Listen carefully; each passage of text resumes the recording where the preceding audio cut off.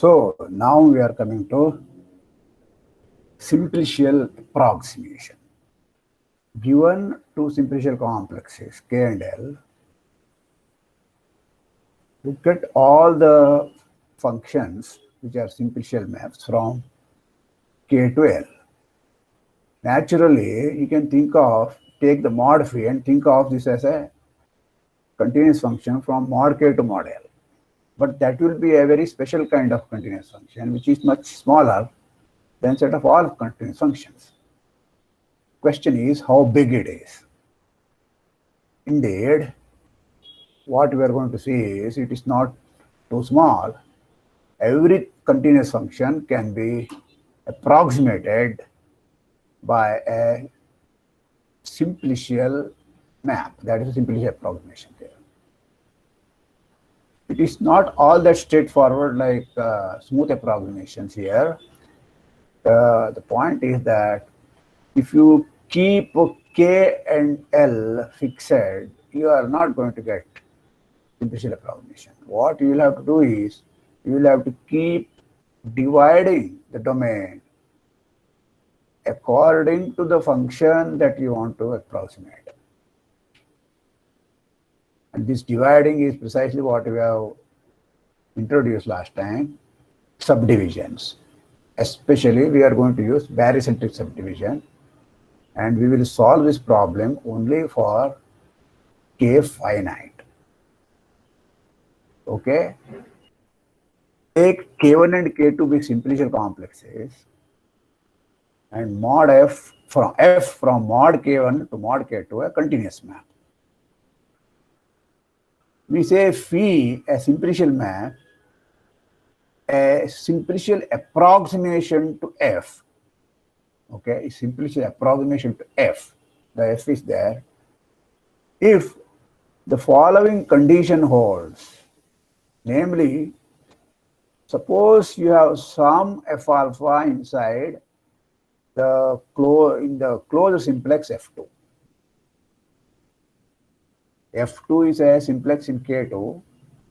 F alpha happens to be inside the closed simplex K2. Then the corresponding image of alpha under mod phi should be also inside F2.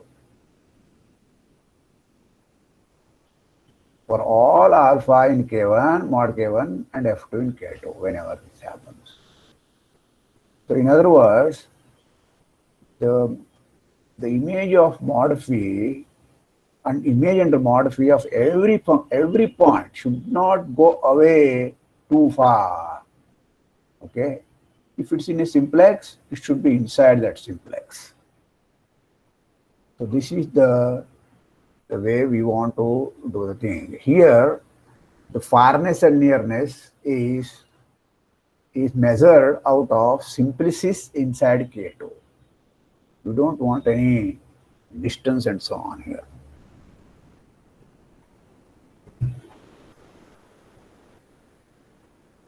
So here is a picture. For some alpha, F alpha has come here in that triangle, inside this triangle.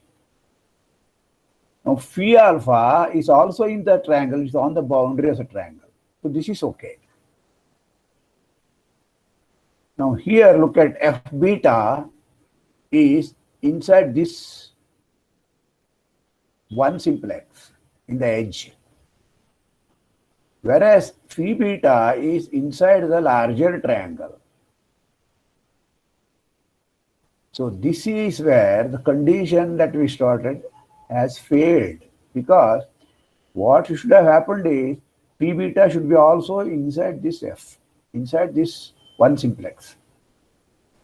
Okay? So you have to choose the condition correctly. You can say F beta is in this triangle, so phi beta is here. So that is true, but if you choose F beta to be inside one simplex, then this condition is not satisfied. So that is the meaning of this condition. For every F2 which contains in mod F, which contains F alpha, you should have this property.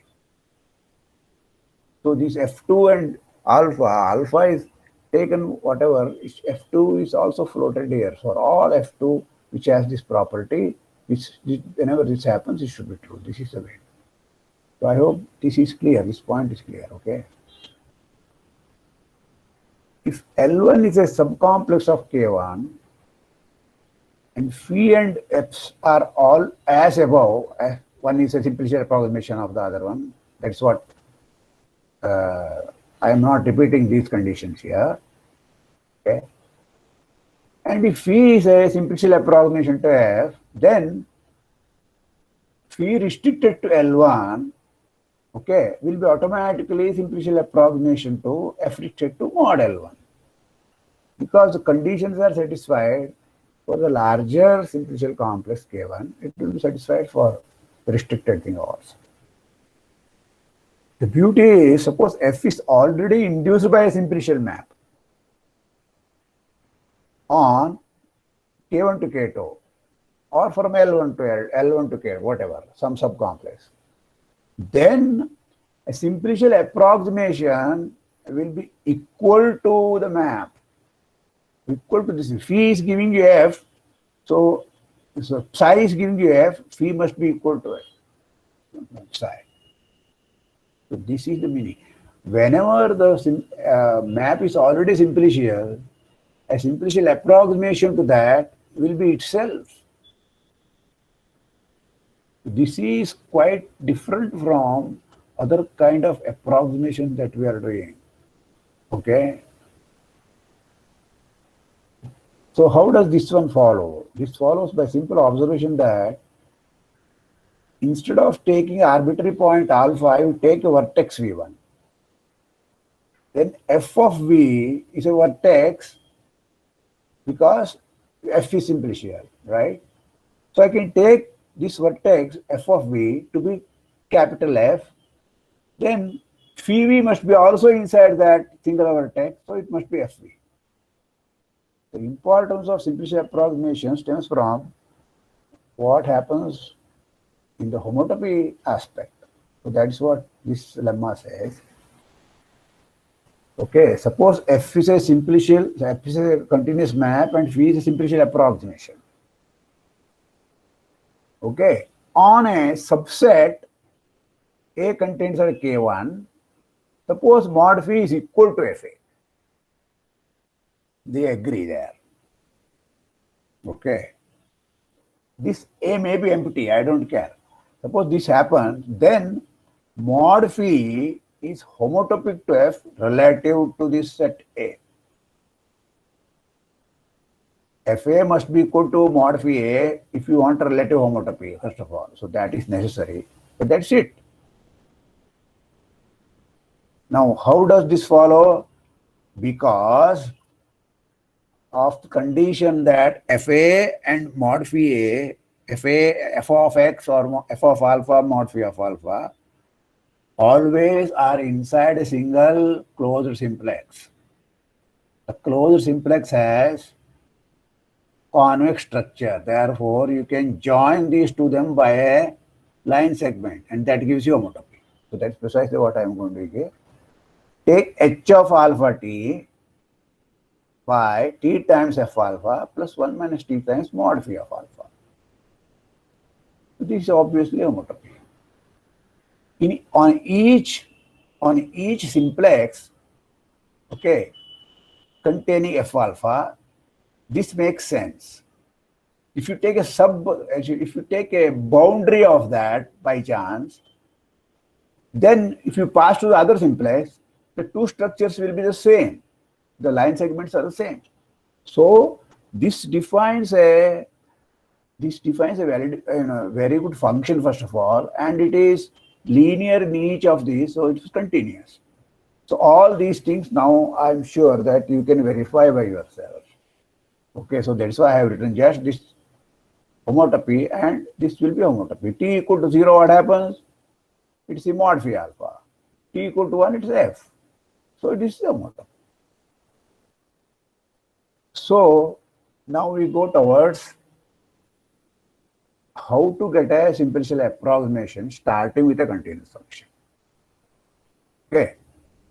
So a little more elaborate analysis of the definition that we have given is involved in this lemma, and that will lead you to get the function, the simplicial function that we are looking for.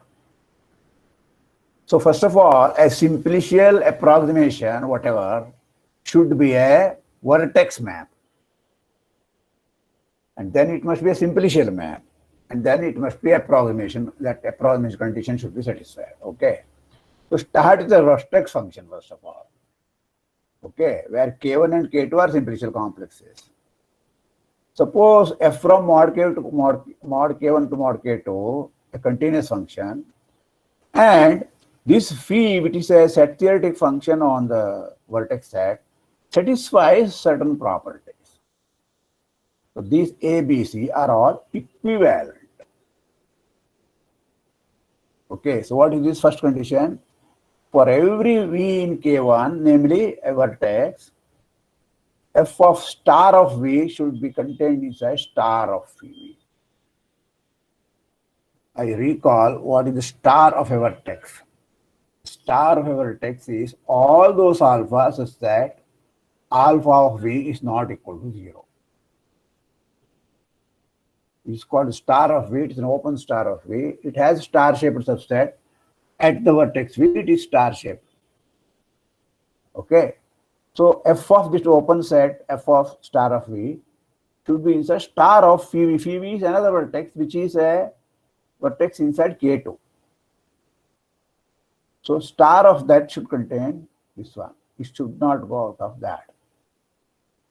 Okay. For every alpha in mod K1, the support of alpha is a simplex. Okay. Phi of that is a simplex. I don't know, right? Because phi was only a vertex map. Phi of support of f must be not only a simplex, but it must be contained inside a support of f alpha. Support of any point in mod K1, mod K2 here, is a simplex of f2, simplex of K2. Okay. Once it is contained inside a simplex, this will be also a simplex. It should be contained inside that. It may be equal also, no problem. The third condition is suddenly phi is a simplicial approximation to f. So these first two conditions are equivalent to the definition. The definition does not even assume that phi is simplicial, and phi is simplicial it assumes. Here I don't have even simpliciality. Simpliciousness I am putting here, only I am putting a vertex map. After all, to define a function on the simplicial complex, you have to first get the set theoretic function on the vertex sets. So that is only set theory. After that, this gives you immediately what that it's a simplicial approximation, either condition A or condition B. Okay, and they are equivalent. That is the content of this lemma. Let us go through this proof carefully, because that understanding that one is important here, not only just the statement, but how it comes out. That will reveal you what simplicial approximations are about. So let us prove A implies B. The first condition A only says that f of star of V is contained the star of PV. Then I have to show that phi of support of alpha is contained inside support of f alpha. So I start with a point inside support of alpha. I have to show that phi V is inside here, right? Support of V is in support of alpha implies, this is by definition, it's actually equivalent. I use that one also. Alpha V is positive, which is same thing as again equivalent to alpha is in star V. Okay, so this is like duality. V is in support of alpha means alpha is in star V. And conversely, of course, up till here it's fine. Now this implies f alpha is in star of V by condition A. Right? F of star V is in this one. So if alpha is here, alpha f of alpha will be in star of phi v. Okay, that's condition A. Now we can go back. Something is in star of phi v means f alpha operating on a phi v, evaluated phi v is positive. But that is same thing as phi v is in support of f alpha. So we have completed proof of B. A implies B is over. This step can be exactly reversed to get B implies A, but only you have to use the different hypothesis. The hypothesis there become conclusion now. Okay, so I am rewriting it. B implies A. Start with alpha inside star V. Okay. We have to show that f alpha is in star of phi v. That's what you have to show. Using condition that if something happens, that condition is there, no, in B. Okay. So alpha is in star V, means alpha V is positive, just like here. V is in support of alpha. But by condition B, phi V will be in the support of f alpha. Okay, here it was condition A, now here we have reversing. Phi V is condition f alpha. Right? But that is the meaning that f alpha of phi V is positive, which is same thing as f alpha is in star of phi. So it's exactly reversing the arrows here. Okay, A implies B. A and B are equivalent. Now we want to prove that A and C are equivalent, right? If you assume A, you can assume B also, because A and B are same now. Okay, if you assume B, then it's same thing as assuming A. So you can take both advantage of both of them, and that is what is going to happen.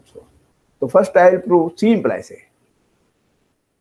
Okay, C is a simplicial. C gives you that phi is a simplicial approximation. Okay, so fix a V belonging to K1, and alpha is in star of V. We want to prove A. So what we have to prove? F alpha is in star of V, whatever.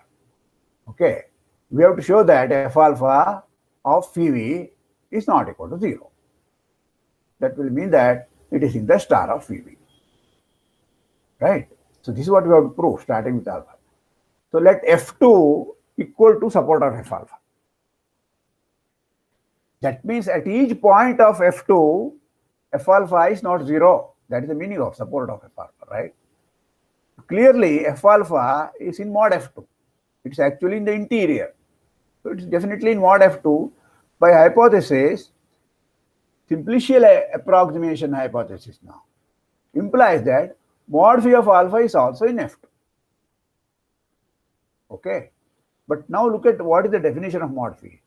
Mod phi of alpha at phi v or some v prime is sum of all the alpha v's where v comes to this v prime, phi v equal to that. So in particular, this is phi v already.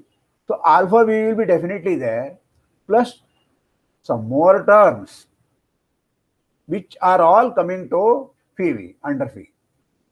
All those alpha of those points are also there. Doesn't matter. This alpha v is there, and this alpha v plus something is there. Okay, some non-negative terms. So which is bigger than alpha v, bigger than or equal to alpha v, and alpha v itself is already positive because alpha is in star v. Therefore, this phi v is inside f2. Okay. By definition, for all v, whatever we have taken, okay, we have shown that phi v, this phi alpha of f, phi alpha of phi v is positive. Okay, therefore, this phi v must be inside f2. Okay, but f2 is the support of f alpha. So this implies f alpha of phi v itself is not 0. Okay, so what may happen is you have chosen f2 like this so that f alpha is in the interior. But phi alpha might have gone here, it doesn't matter. Okay, it will not get out of this simplex. This is the point, because alpha is not equal to 0. Yes. Now finally, A implies C. Okay. So as I have told you, if we assume A, the hypothesis B also comes to rescue. So you can use whichever one you like.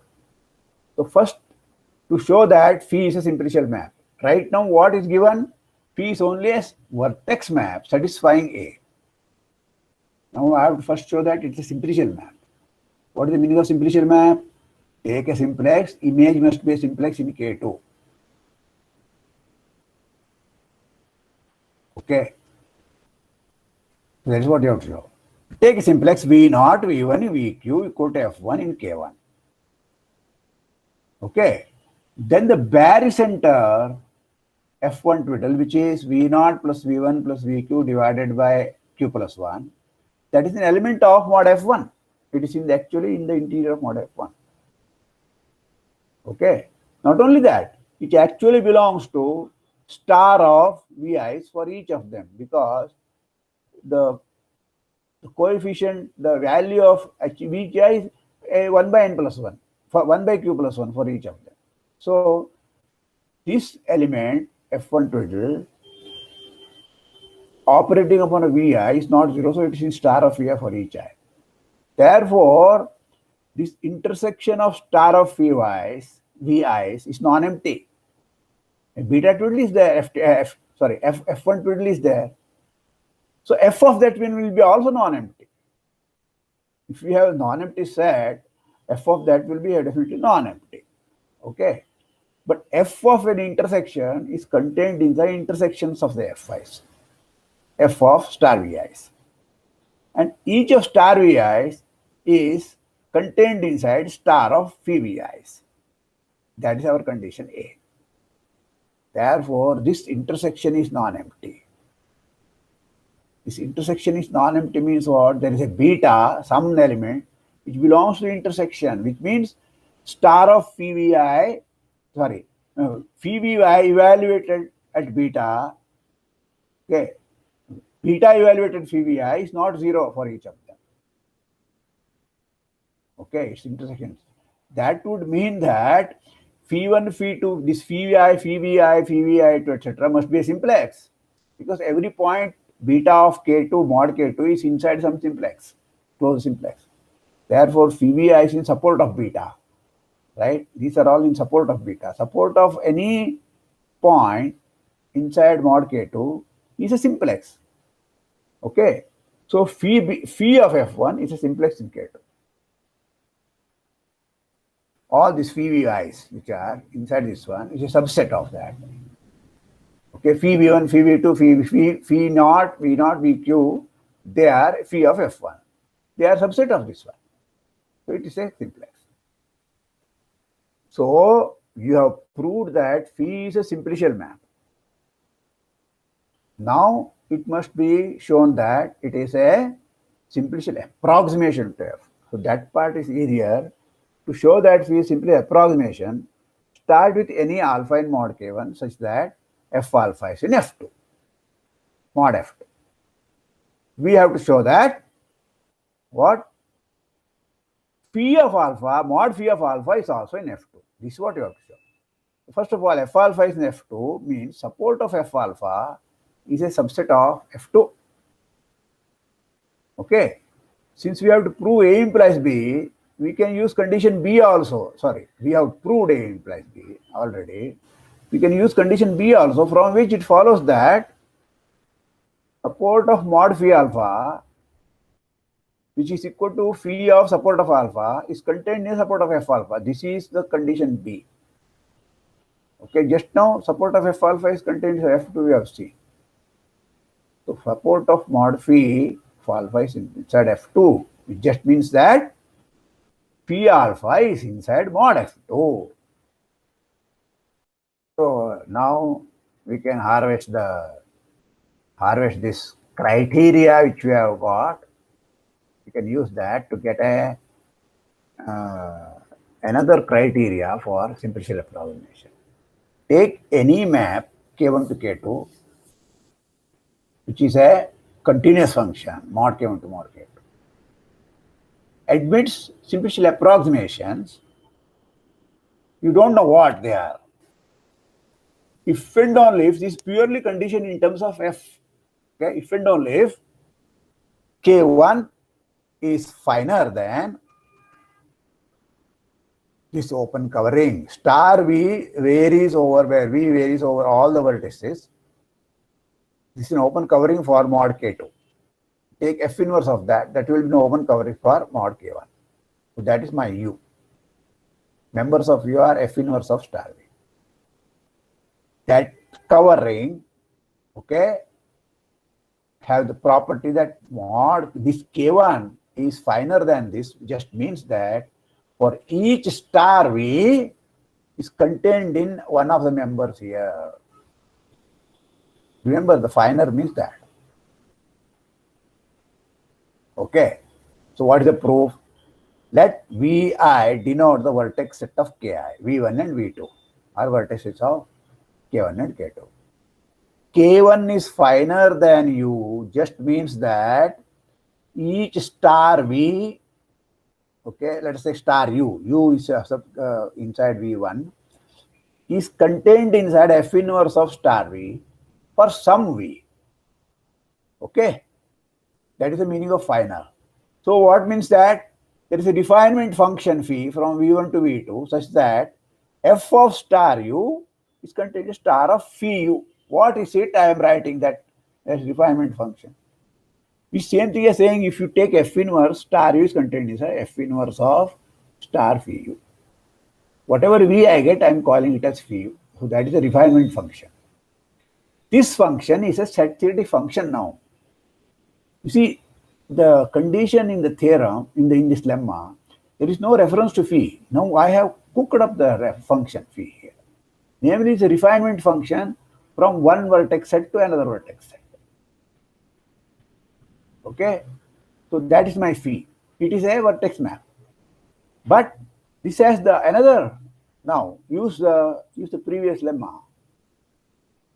Okay, this will tell you that previous lemma phi is a simplicial approximation to f. If this condition is satisfied, phi is a simplicial approximation. The refinement function itself becomes a simplicial approximation. There may be many. All of them will be simplicial approximation to f. Okay, now we know how to get a simplicial approximation to a given function. What we must do is the K1 that you choose here, which is going to give mod K1 is homeomorphic to this space, whatever. Okay, that must be finer than the open covering here. So once you have chosen K1, how to make this one we know. What? Namely, go on taking barycentric subdivision. Divide till it becomes very fine. That's the meaning of finer. So it must be finer than the covering. That is the last thing. Okay. If K1 and K2 are simplicial complexes, F from mod K1 to K2 is a continuous map. K1 is finite. K2 could be anything. Then there exists an integer n such that for all n bigger than n, there are simplicial approximations phi from where? From not from K1, from the iterated barycentric subdivision of K1 to K2. So these maps are defined not on K1 but on a finer subdivision, and they will be approximation to f. Once your n is sufficiently large, namely, you know how to choose this capital N. Okay. Q divided by 1 plus Q plus 1 raised to n should go to,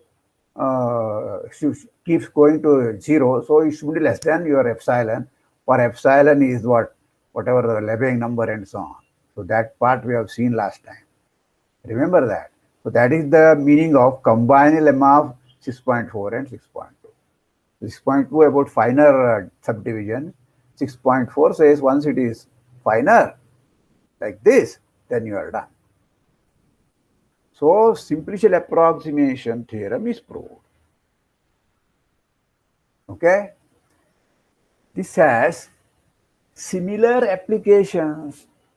Similar to what? Similar to smooth approximations in differential topology, multivariate calculus that you may have learned. Okay? But it obviously has wider applicability because here we are not taking manifolds at all. Our things could be highly, corner things may be there, non-smooth. Okay, triangle, tetrahedrons and so on. Okay, and things built up of that, very crooked paths and so on could be there. Okay, but there are other types of even larger things, namely CW complexes, and they have also this kind of CW approximations. In some sense, they have a wider applicability than simplicial approximations. Okay, but simplicial approximations have the great advantage, if you K1 and K2 are some simplicial complexes that given, and if you specify a few properties of a continuous function f, even the computer can find a simplicial approximation to it. Just a few more, you have to give some information. What is f? You have to give some information about how, what is happening to f, some geometric information. It will do that. This kind of thing is not possible to CW approximations and so on. Okay, so there are a lot of advantages also as compared to other approximations. So some immediate corollaries, some of these things can be done by smooth approximations also. So it is not that these are the advantages, no. So this corollary is immediate, namely, take any function from one sphere to another sphere of higher dimension, Sn to Sn plus k, where k is at least 1. Any such map is null homotopy. The proof is very simple. You have to think of Sn given by, the underlying topological space or geometric realization of the boundary of delta n plus 1. This we have seen already. Take k1 equal to boundary of delta n plus 1. Mod k1 will be Sn. Similarly, mod k2 will be boundary of delta n plus k plus 1. One dimension higher you have to take each time. Okay. Then your f is a map from mod k1 to mod k2.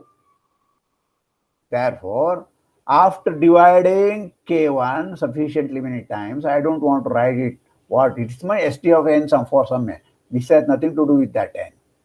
Okay. So it's k1 prime is some subdivision. You have a simplicial map which approximates f. Okay. We know that f is homotopic to mod phi.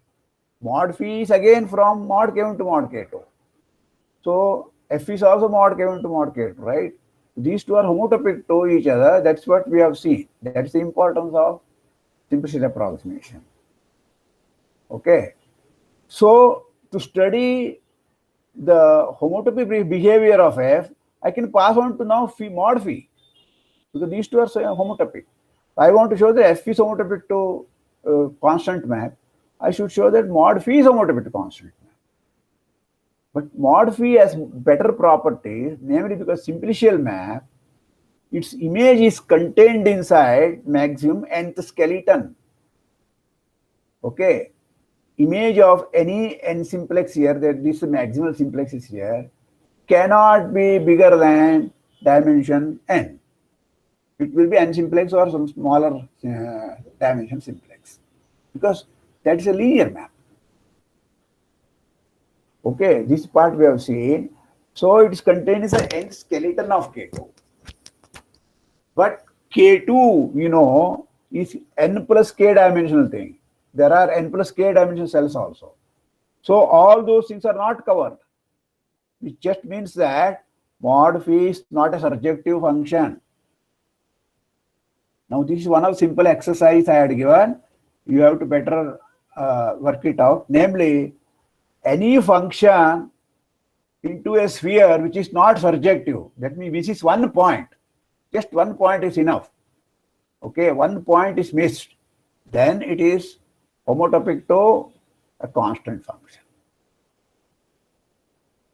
Okay. So you have seen this proof, must be you have seen this proof by now.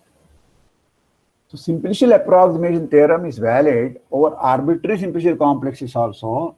Instead of just finite, we have assumed domain is K1 is finite, right? That is not a necessity. Only this proof it was needed. Okay. But to prove it in general case, you cannot just use barycentric subdivision. You have to go for arbitrary subdivisions also. Okay. So let us stop here. Next time we will derive another combinatorial result out of this simplicial approximation. Thank you.